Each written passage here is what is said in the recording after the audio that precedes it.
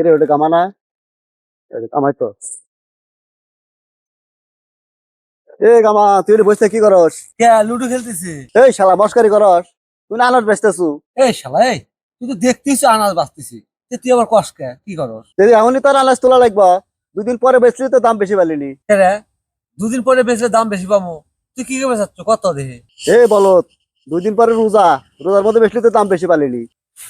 এই কাপা এই, তোকে নাকলা তুই সেটা অসৎ ব্যবসার জন্যই আজ এই বাংলাদেশের এই অবস্থা। রোজা আসলে সব জিনিসের দাম বেড়ে যায়।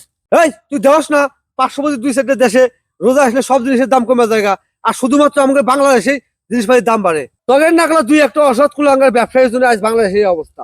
গামা তো ঠিকই কইছে, এই আমাদের মতো অসৎ ব্যবসায়ীদের জন্য দেশের এই অবস্থা। রমজান আসে, জিনিসপাতির দাম দেই বেড়ে, যত কষ্ট হয় গরিব মানুষের, বড় লোকেরা তো ঠিকই থাকে।